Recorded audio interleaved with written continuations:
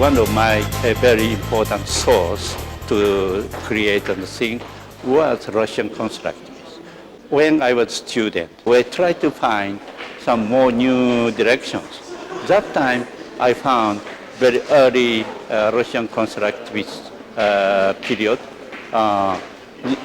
Also, not only constructivist period, or more like a Russian avant-garde period. There are lots of things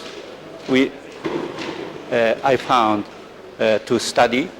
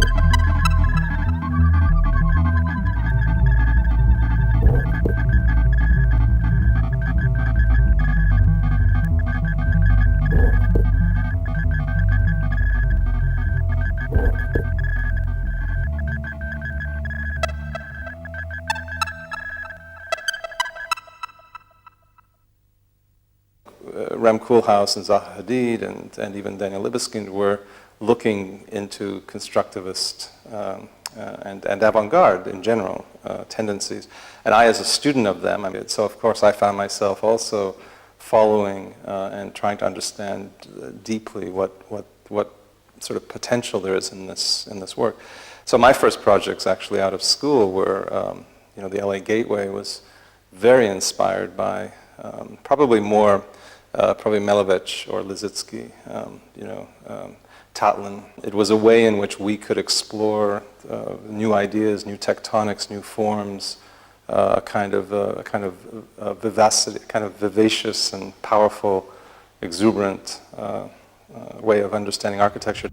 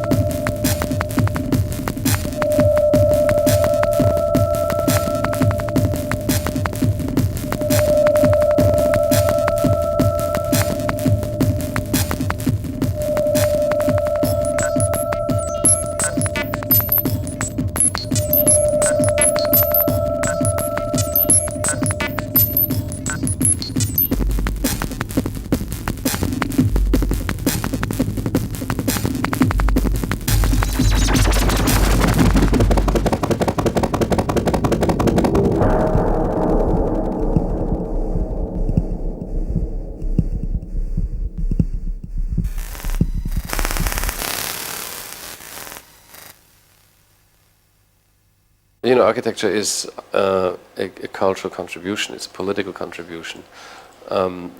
So I think one could look at this as an opportunity to, without breaking the rules in the kind of traditional sense, but break them in an intellectual sense. And if you look at the Russian constructivist work, they have done this in a severe, a lot of work actually from the early 20th century has, used this as a kind of creative energy. For me, this is still the new Russian architecture.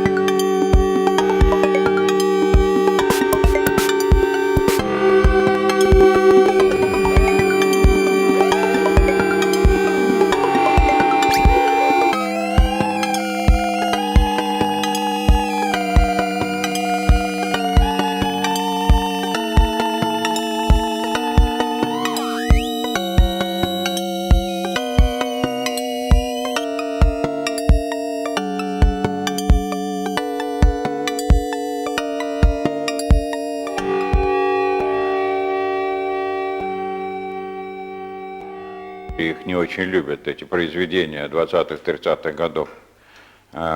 Требуется, по всей вероятности, большой промежуток времени для того, чтобы поднять общую культуру тех людей, которые отвечают за состояние своего города, людей, которые принимают решения. И, наверное, очень долгий путь еще для того, чтобы это понималось не только разумом, но и сердцем.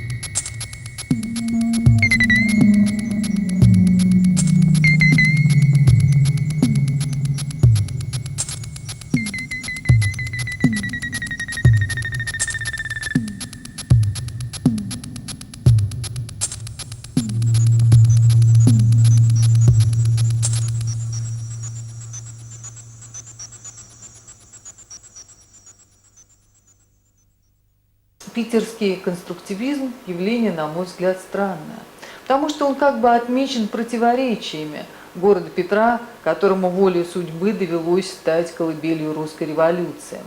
Но ведь помимо залпа «Авроры» в то время в Питере была сконцентрирована невероятная художественная и артистическая энергия, художественная жизнь, которая разворачивалась вокруг двух столпов авангардной культуры, вокруг Казимира Малевича и Владимира Татлина.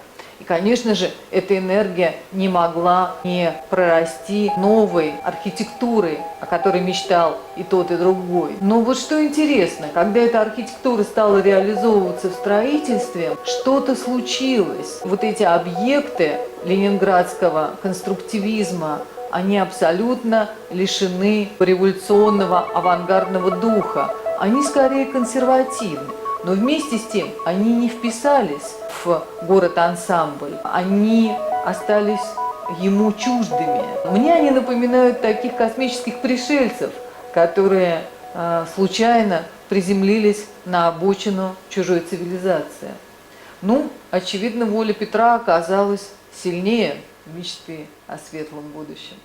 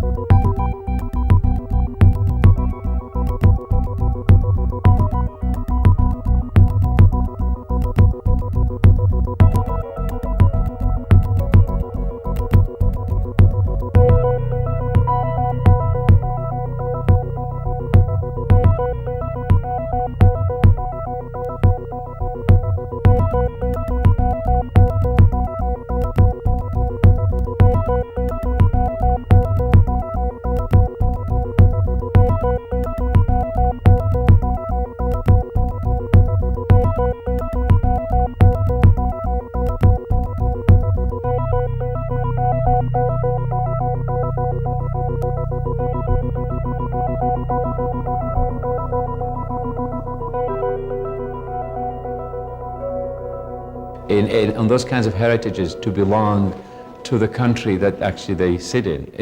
You're just the custodians. And I think there has to be almost an international movement to protect those kinds of projects. It's not just up to this town or this city or this committee, because if they don't have the vision for the importance of those projects, then they don't deserve to have them. Then we should actually have an international collaboration to make sure that nobody actually would touch those houses. It's almost like seeing those Buddha statues that were being destroyed by the Taliban. It doesn't belong to them, right? So nobody has the right to destroy anything, period. It's a very, very important message for everybody to understand. Nobody has the right to destroy it. If you disagree with the ideology of that particular moment, it doesn't mean you have the right to destroy it. It's a very important message. So I hope everybody understands this, because we need to collaborate together to make sure we protect. If you don't protect it, we will come and protect it. We will help you.